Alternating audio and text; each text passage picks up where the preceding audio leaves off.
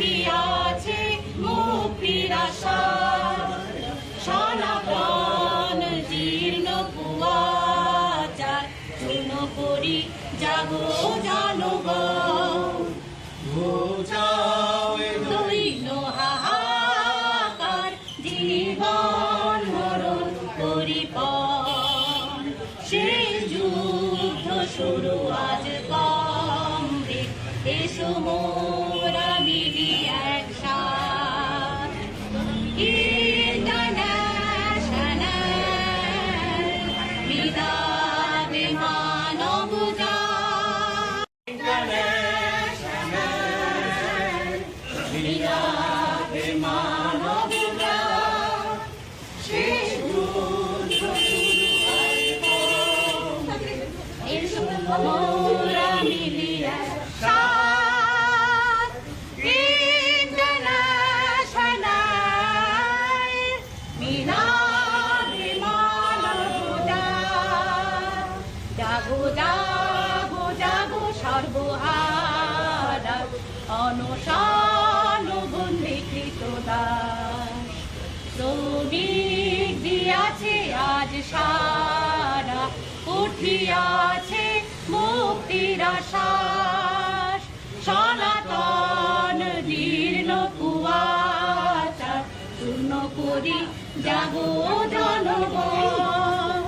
ঘুচাও এ দৈন্য হাহাকার জীবন মরণ করিপন, সে যুদ্ধ শুরু আজ কমরে, এসো মোরা মিলি একসাথ।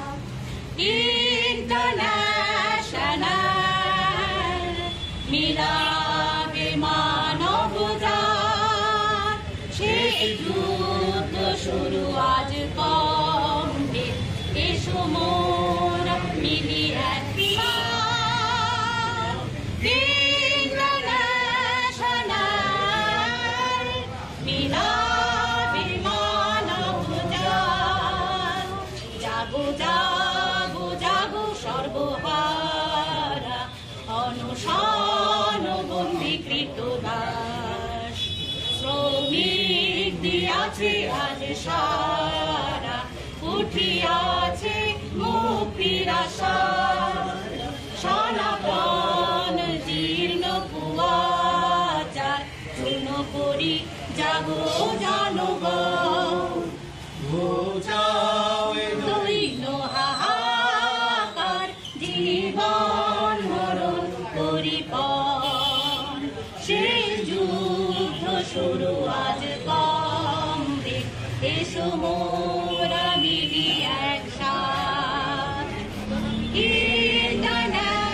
ইন্টারন্যাশনাল বিদাবে মানব জাত। প্রয়াত পানু মজুমদার, ভালো নাম সুধাময় মজুমদার, ডাক নাম পানু মজুমদার। তিনি 60-এর দশকের শেষ দিক থেকেই শ্রমিক আন্দোলনের সঙ্গে নিজেকে যুক্ত করেন এবং একজন দক্ষ সংগঠক হিসেবে নিজেকে তুলে ধরতে সক্ষম হন।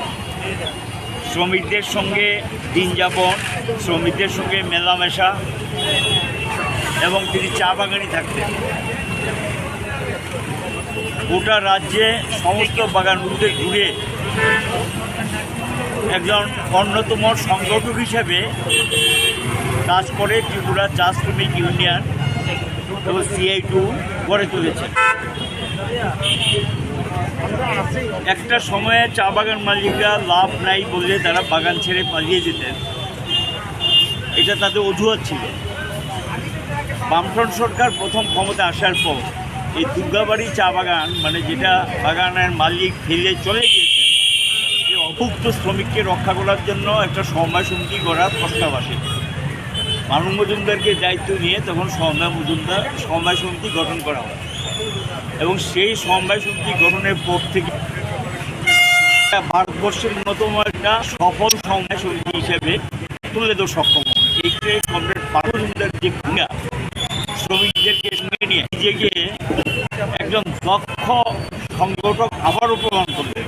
এই সমবায় সমিতির মাধ্যমে এই চা বাগান পরিচালনায় এটা একটা লাভজনক সংস্থায় পরিণত হয়।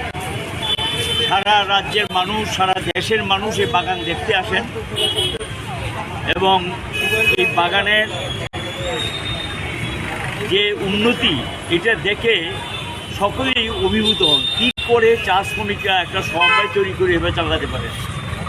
এই সমবায় সমিতি চালানোর ক্ষেত্রে সকল শ্রমিককে কীভাবে একাত্ম করা, ঐক্যবদ্ধ করা, বুঝানো যেটা তাদের বাগান এবং তার হিসেবেই এই বাগানটাকে একটা পর্যায়ে নিয়ে আসে এবং এই বাগানে প্রফিটের থেকে শ্রমিকদেরকে 20% পর্যন্ত বোনাস দিয়েছেন, যেখানে মালিকরা প্রফিট হলো 8% বেশি দেয় না, 20% তাদের বাসস্থান করে দেওয়া, খাওয়ার জলের ব্যবস্থা করা, বিদ্যুতের ব্যবস্থা করে দেওয়া, ফ্রি বিদ্যুৎ এবং স্বাস্থ্য পরিষেবা, চিকিৎসার ব্যবস্থা করা এবং শিক্ষার ব্যবস্থা করা। এই যে বেসিক যে নিড, এটা সেখানে বাগান ম্যানেজমেন্ট অর্থাৎ সমবায় সমিতি এই শ্রমিকদের দায়িত্ব নিয়ে এই কাজটা করেন। এটা একটা সারা দেশের আলোড়ন তৈরি করে এবং আজকে বেশ কিছুদিন যাবত উনি অসুস্থ ছিলেন। একটা সময় তিনি ছিলেন চা শ্রমিক ইউনিয়ন নেতা এবং সিআইটিউ অল ইন্ডিয়া লিডার। বেশ কিছুদিন যাবত অসুস্থ থাকায় তিনি আর এটাকে এগিয়ে নিয়ে যেতে পারেননি এবং অসুস্থ হয়ে পড়েন। আর এই সরকারের ক্ষমতা আসার পর তারা এটাকে সেখানে ওনাকে এই পদ থেকে সরিয়ে দেন। তিনি বাড়িতে অসুস্থ ছিলেন, কিছুদিন যাবত জীবিতে চিকিৎসিত হয়েছেন। গতকাল রাত্রে তার মৃত্যু হয়। তার মৃত্যু শ্রমিক আন্দোলনের বিরাট ক্ষতি। আমরা হারালাম একজন দক্ষ সংগঠককে, আমরা হারালাম একজন নেতাকে, আমরা হারালাম একজন শ্রমিকদের খুব কাছের বন্ধুকে এবং এটা সিআইটিউর ক্ষেত্রে এবং শ্রমিক আন্দোলনের ক্ষেত্রে এটা বিরাট অপূর্ণ ক্ষতি। এবং তিনি যে আদর্শর প্রতি অবিচল থেকে পার্টি গড়ে তোলা, শ্রমিক সংগঠন গড়ে তোলা, সমস্ত ক্ষেত্রে তার একটা বিচরণ ছিল। খুব মানুষের আপনজন হিসেবে নিজেকে তুলে ধরতে সক্ষম হয়েছিলেন।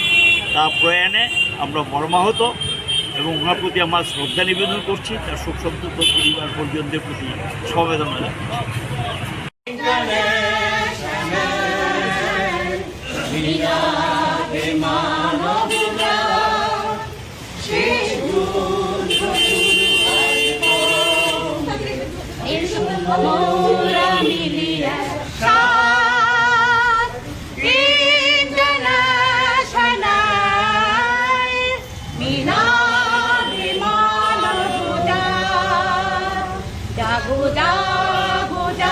সর্বহারা অনুসরণ